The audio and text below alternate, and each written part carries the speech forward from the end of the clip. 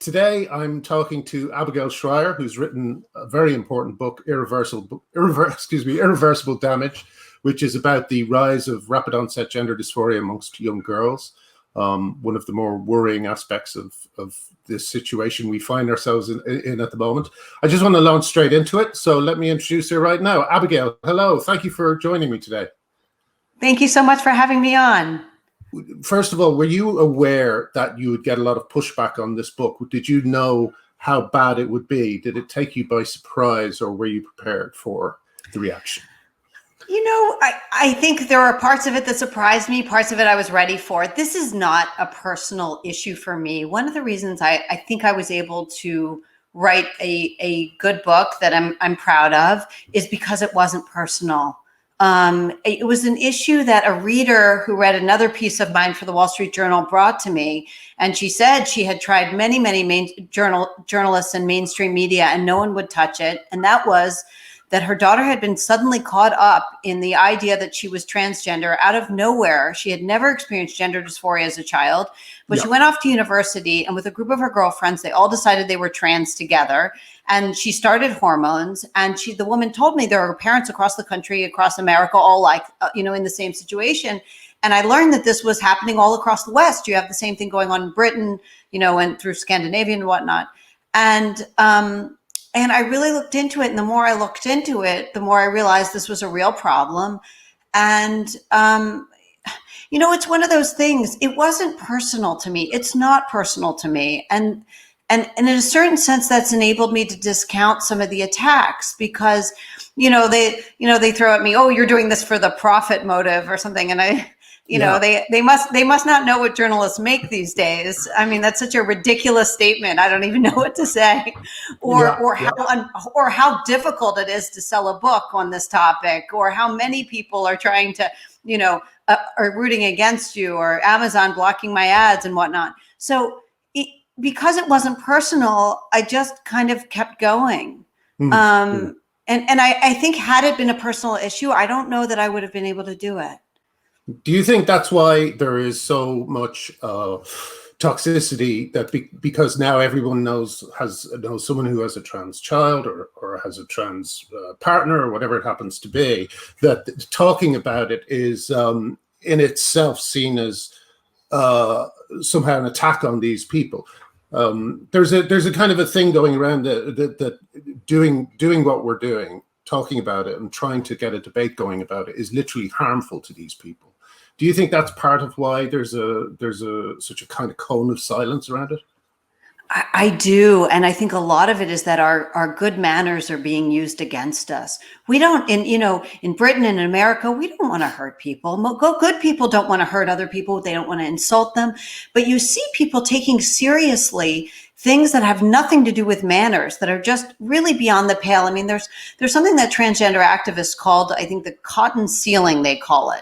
That is the offense they feel when a lesbian is not interested in having sex with them.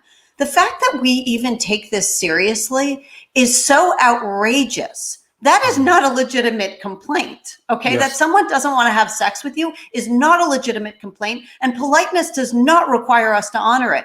But we are so falling all over ourselves not to offend anyone that even things like the so-called cotton ceiling, transgender activists' inability to gain sexual access to lesbians as if they were some sort of commodity, we actually indulge that and take it seriously today. I mean, I think that lesbians' treatment in the broader culture, certainly in America, is really one of the untold horrors of our time. That this is a sexual minority that's having to go underground, having to have its meetings underground because they can't dare have them publicly, or trans activists will target them and try to force their way in. In some sense, they are the ultimate women, right? Because there aren't men living at home with them to stand up for them, and they are being treated so poorly. It's one of the things that I learned about in the course of writing this, and it really continues to shock and horrify me. Yeah, Magdalene Burns, the young Scottish woman who died very tragically, and did great videos on this subject. I remember once she said to me, it was a simple, flat statement, but it really shocked me. She just said, "No one cares about lesbians." And it was through really being involved in this that I realized how true that was.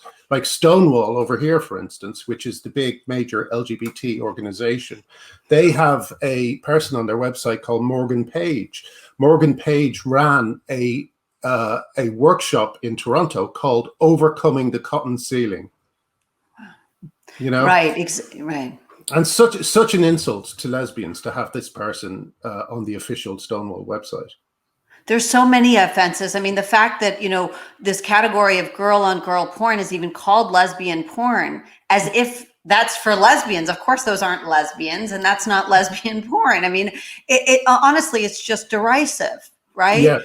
And, in America, one of the tragedies, I think, is that in America specifically, I don't know if this is true in Britain, but I think that lesbians did a lot to make Americans more okay with gay culture and gay people. I mean, lesbians effectively sold it to the American public through their example. What they basically said was, I think, something like, look at us, we want to be stable partners, stable homes for children. Why would you deny us that? And frankly, America had no good answer. And today, and instead they sort of got used almost, because now we've moved on to, and on behalf of those rights that you honored, we now have to have biological men in women's changing rooms. I mean, they really sort of pulled a fast one with that. Yes, and the idea that, I mean, the rebranding of straight men as lesbians is just extraordinary. I never saw that coming. I guess I should have known something was coming when they started using the word literally to mean exactly its opposite. The thing is, you're obviously very aware of. I saw a tweet where you praised British feminists in a way that really was warmed the cockles of my heart. Where you said something that they center women, and obviously the things that you cover in your book have been this, despite people like Stonewall, despite their best efforts, have been the subject of heated debate over here. But in the States, it feels like the debate is even more closed off and even more ring fenced. Would you say that's true? I think so. I don't know why Britain has produced so many remarkable women who can speak so forthrightly, but I know that the number of American feminist organizations speaking up for women is so small. I mean, I can hardly think of any besides Wolf, the Women's Liberation Front, which has been excellent. But in America, it's been honestly, it's been a travesty. And in Britain, you have so many women who are willing to speak up that are just really wonderful British feminists. And I wish we had more in America like that.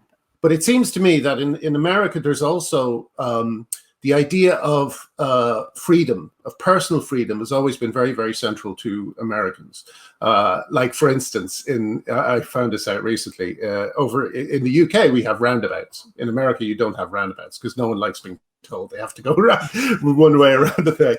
And it seems to me that that's been slightly corrupted and turned into this thing where plastic surgery and plastic surgeons and pharmaceutical companies benefit from this new expression of freedom, which is the freedom to completely transform your body. Yeah, I think that's certainly true. I mean, I think that in some sense, your medical care system, at least you were able to figure out, with the centralization, you were able to figure out how many, what the numbers are, and there was central control. And I think that it's certainly you've had problems with, quick transitioning, unfortunately, but I think at least you have numbers on it. And one of the biggest problems we have in America, and I don't know if you have it to this extent in Britain, but in America, is the corruption of scientists. The number of scientists who tell me they can't speak out, the number of scientists who are relying on poor quality of evidence and bad studies, and when they try to say something, can't. Because their letters aren't being published, or because they might get fired even with having tenure. Mm. It's everywhere. Political correctness really has a stranglehold on American life. And if you marry that to social media, what it means is not only can you get severely punished in America for saying the wrong thing, but we now have a system for broadcasting it worldwide, whatever you just said or thought. So the idea that you might get caught at saying something unpolitically correct when it has to do with gender, it's a very serious fear in American life, I think. Oh yeah, well, it just happened today. I think a agent in a publishing house who was fired for, as far as I can see, as usual, stating biological facts, being compassionate and thoughtful, and centering women in her feminism, and she's gone. That's it for Right. her. That's what happens. I mean, look, I sent off my book proposal, and I'm a writer. I sent off my book proposal, and I got a lot of good response immediately. So within the first, I think, hour or so, my agent was on the phone with me and said that there was a top publishing company, and the editor wanted to talk to me. The head of the publishing house wanted to talk to me right away. Yeah. So I talked to him, that either that morning or the next morning, and we spoke for an hour. And he was extremely excited. This is a major American publishing company, a publisher rather, and he was very excited. He had read an article related to this phenomenon, and he had teenage daughters, and he thought this is perfect. And he also thought it was a very compassionate presentation. It wasn't political, and he liked it. Okay. So then I didn't hear back. And 2 days later, my agent lets me know that his staff threatened to walk out if they took my book. So I went with a conservative publisher, even though the book is not political, but then I get bashed for having gone with a conservative publisher. That is the double bind you're in. And everybody writes to me who wants to write on this, and they want to know, they're all trying to figure out, should they go with a conservative publisher? They're not conservative. A lot of people who write to me and ask, they're not conservative, but they wanted to go with a publisher who won't drop them, because everyone seems to do that today. One thing I was fascinated by when you went on Joe Rogan was I saw some of the coverage afterwards. And it wasn't so much, you expect things like people calling you a voice of hate and stuff like that.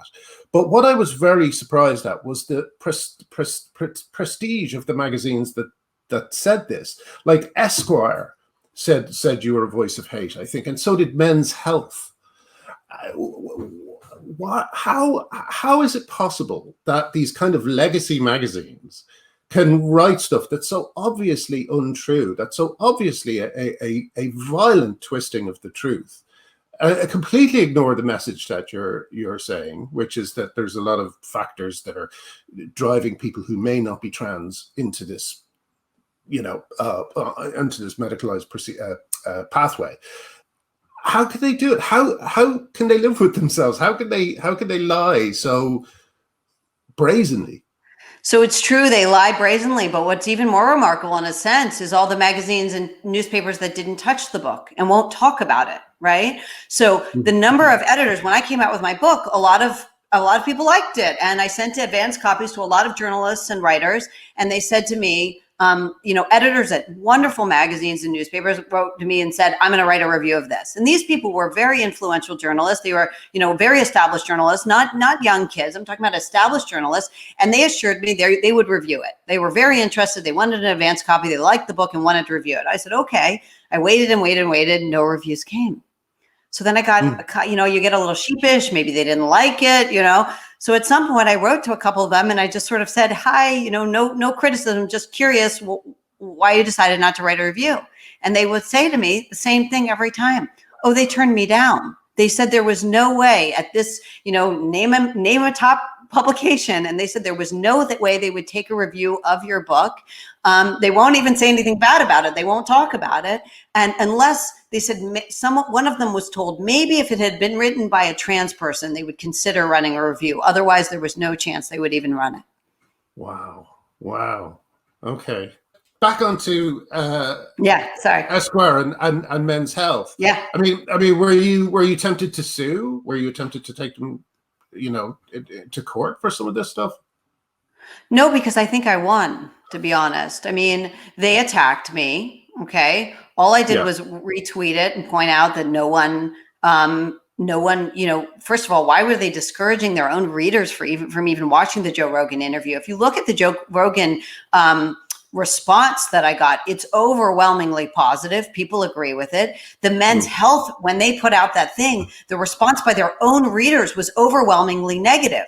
So you have this top-down problem. The people in control in journalism and academia are extraordinarily radical. And then people who actually are exposed to the idea that we now have a true epidemic of young people deciding they're trans and immediately transitioning with no oversight. And the number of ordinary people out there who think that sounds a little crazy and would at least want to examine what's really going on is a lot. And the ones who tell them that's somehow verboten, that's completely off limits, are really only the ones they are the ones in control, but they don't represent, honest, readers or honest viewers.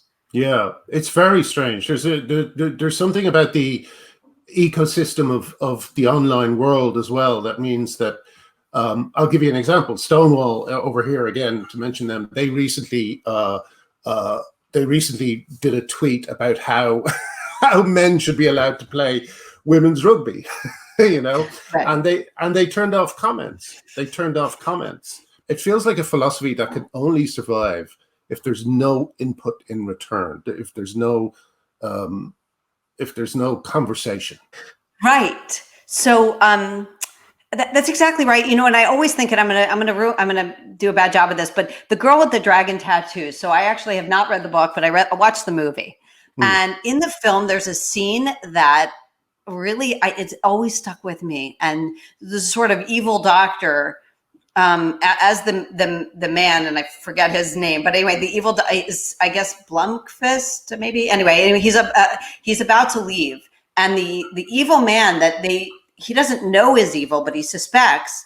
He basically makes him feel guilty that he's just walking away. And he reveals to them at the end when he's about to, I don't want to spoil it, but anyway, but he basically says it's politeness that leads to most people's undoing or something like that. And it was really true, because he's about to escape the house of a murderer, but because of his own sort of manners, he doesn't want to offend the murderer, and he's not sure he's a murderer. He just thinks so. And that's sort of the situation we're in. We know girls will come to great harm if they are involved in a sport that involves tackling with men.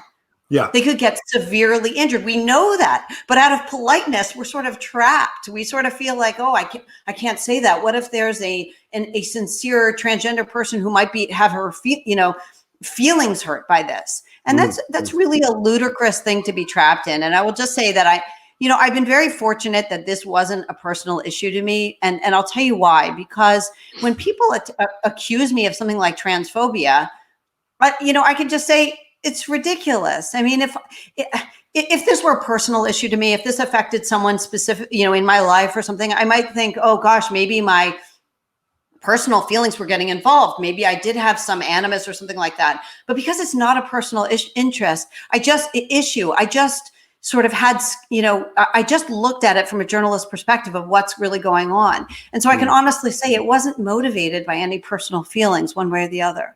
Well, we can't say that about some of your critics. Today we printed about why Jack Turban, who's an MD, who wrote a thing called Gender Affirming Care for Transgender and Diverse Youth, and he's been saying extremely disappointed in Zucker KJ for attaching his name to a book that so prominently features medical misinformation. He's still pushing puberty blockers, and then at the end of it, we find out that he. In 2019, he received at least 15 grand from Arbor Pharmaceuticals, a firm that manufactures Triptodur, a drug used in the arresting of puberty. Do you think that there's a financial incentive behind some of the ferocity that you see when people are confronted by people like yourself?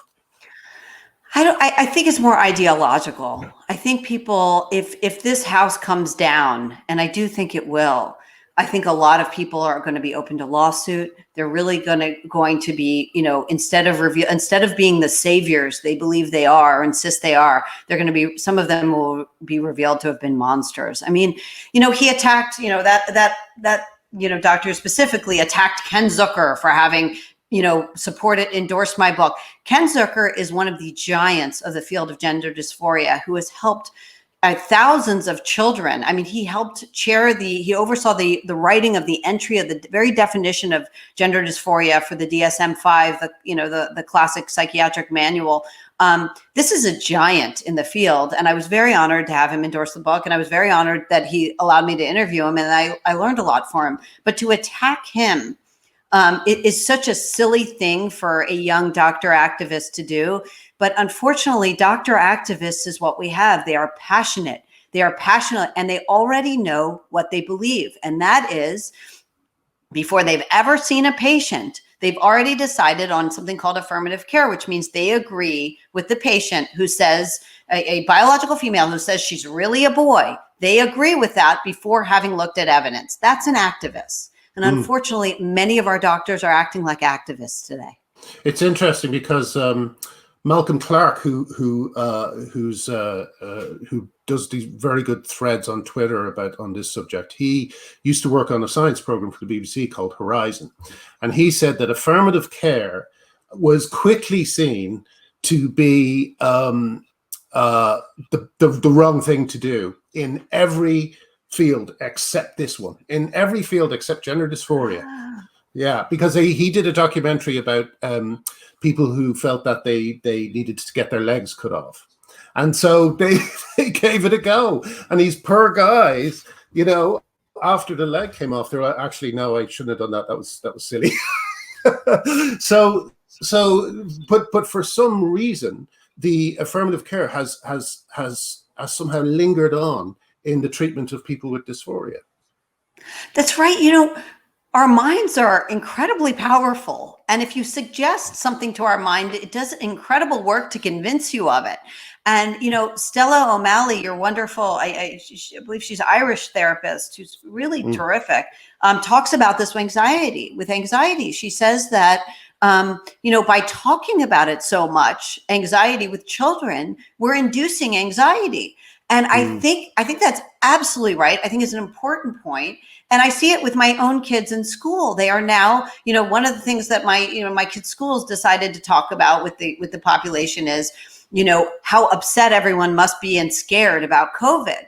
And of course, my kids I have elementary age kids. They're not afraid of COVID, right? That's not even one of of all the things they think about, that's, it's become so normalized to them. But they're now going into schools and talking about fear of pandemic. Well, what do you think that will produce? It's the same thing with gender dysphoria. No, absolutely. I think I know a school that had a mental health day. And I thought, what a terrible idea. Kids aren't even aware they have mental health until you tell them, I read The Coddling of the American Mind. I don't know if you've read that. Yes. Yeah, but it is very convincing in its chapter on depression and how depression took hold quite soon amongst teenage girls, especially quite soon after the invention of the iPhone. There you are. Sorry, you went out for a second. That Jonathan Haidt's book had a huge impact on me, and it was one of the key ways that I realized, girls today are on a mental health crisis. We're seeing this with teens and tweens, even suicide rates, suicidal ideation, self-harm rates. And if you look at the sudden rise in what they call rapid onset gender dysphoria, the sudden rise in all these teenage girls suddenly deciding they're transgender and wanting hormones and surgeries to alter their body, one way of understanding this is really just as one part of the mental health crisis we're in. And one form of self-harm. Yes. I think that's absolutely, such a great point. I also worry a lot about, your book obviously covers girls, and I do think that girls come out of gender ideology much worse than boys do. It's a terrible deal for girls. But boys are told that they don't need to have any surgery. They don't necessarily need hormones or anything like that. And you see a lot of these young men who, in their Twitter avatars, are embodying a completely pornified idea of what women are. It's really, and I think that we've got, like, obviously your book is a very important part of the story, but I also think there's possibly an even more underwater problem that we can't really see, which is that and the shorthand version of it is too much porn. But it's totally right. I mean, if these people, let me just say, if these young people were having sexual relationships, they were healthy, they were happy, they were flourishing, and they just happened to be transgender, probably I certainly would have written I would not have written my book, and probably we wouldn't be having this conversation. But the porn seems to be part of a very unhealthy, unhappy life that involves no sex with actual, or very little sex with actual people. Not forming the communities and the friendships that we would want our young people to be able to make. And there's a lot of anger. I mean, when I think about this generation compared to like 60s radicals, they were having a good time. And whatever else you say about the takeovers of American campus in the 1960s and whatnot, they were having a good time. But you look at the young Gen Z, this generation that are so activist and so angry, and they don't seem to be having any fun at all. Jane Clare Jones, I spoke to her recently, and she just said, testosterone does not seem to be making you happy. It means, and obviously, Jesus, who needs more testosterone? Testosterone is not one of I mean, it's you could argue that it's a driving force behind a lot of things, but still, I don't know whether we need more in people. A little less testosterone would be a good thing. Again, I blame American academia. Sorry for Abigail, but again, this seems to be an idea that's come from American academia, which is the idea of language being violent, of people's feelings being so precious and delicate that that you have to swathe them in cotton wool all the time. It's another Americanism that is another reason why I don't think it's taking quite the holdover in the UK. Right, and the shocking thing was, our academies have always been full of this nonsense, but what's a little strange is that we've seen to have adopted that in the broader culture, which is so ridiculous. I mean, I'm Jewish. I've certainly known, a lot of Holocaust survivors. I've known children, I know a lot of grandchildren of Holocaust survivors. And I can tell you that a lot of the Holocaust survivors I've known complained less about what they went through than the average member of Gen Z. Yeah. Yes. It's true. I mean, the perceived slights, the fact that we even have to look at microaggressions. I mean, one might suggest that if an aggression is micro, we might not worry about it at all. Yeah. But instead, everybody has their microscope out because we must find everything. I mean, the amount of, there's something very anti-human about it also, because in human society, you're always going to offend each other a little bit. That's just part of being human, right? You're going to say the wrong thing. That's just life. But instead, for some reason, we're hell-bent on eradicating it. Yeah, all the sand that gives you purchase in life, that makes relationships grind against each other and have interesting outcomes. It all seems to be disappearing, especially, at least online.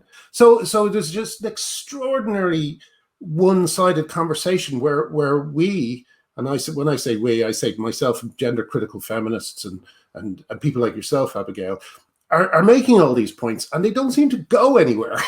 No one seems to retain them or take them in. They just kind of barrel down this road where these young girls are having operations when they might not need them.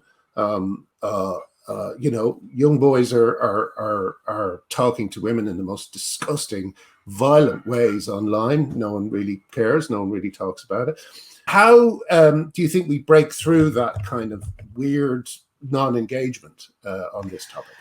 I think we just keep doing what we're doing. I mean, that's certainly been my attitude is I'm just going to keep talking. I mean, they won't shut me up. So, whatever, I mean, you're right. And one of the problems with what you're saying, and this is part of our social media age, is that the decent people are being cowed, right? The scientists who are concerned are not addressing it. It's the aggressive activists very often who are.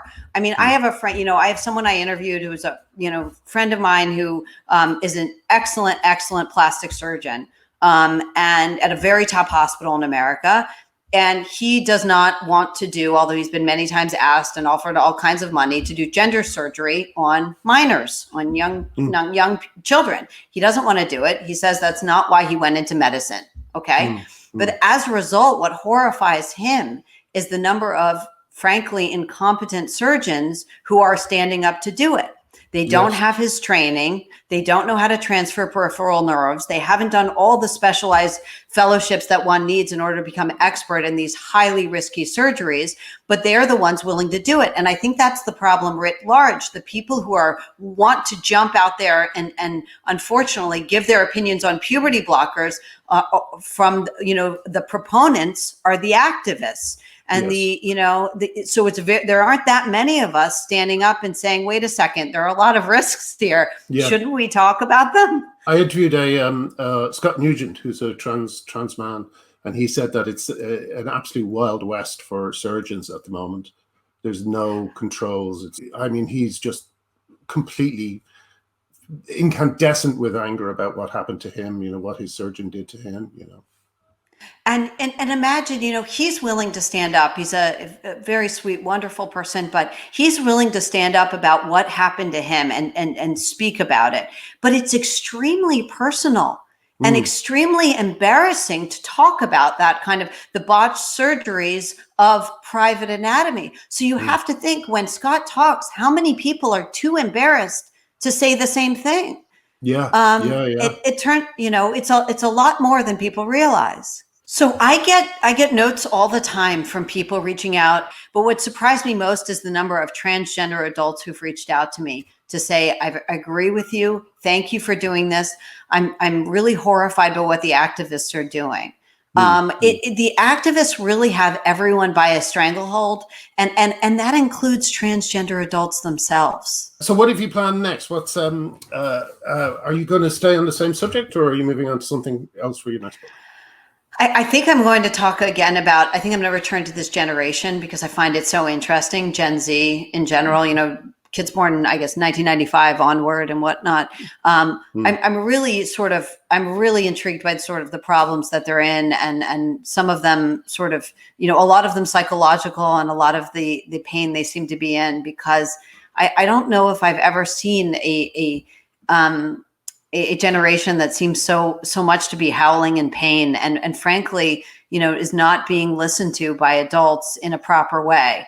Right. In other words, adults are caving to them, but what they're not doing is acting like adults and evaluating, what's really going on with this generation.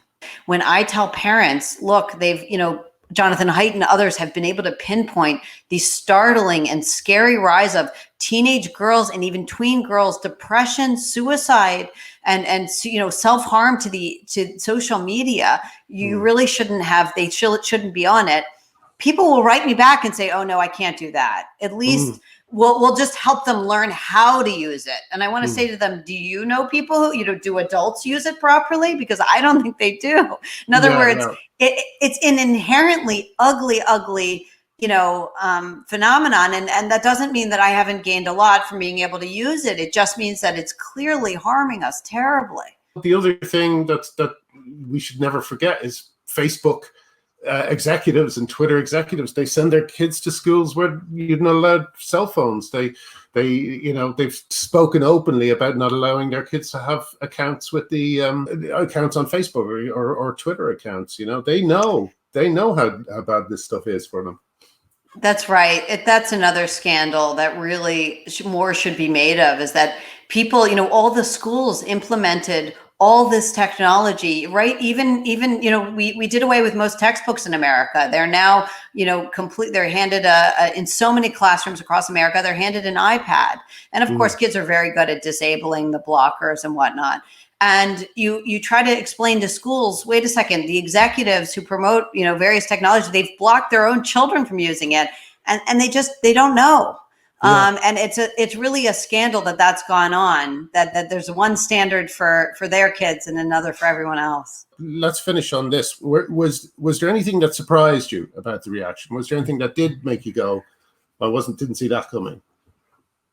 Well, I would just say it's actually been very positive. Oh, great. What surprised me was the number of people. Now, unfortunately, they write to me, obviously in secret. They don't come out publicly, but the number of, even well-known people who have privately reached out to me and told me how much they appreciated my book.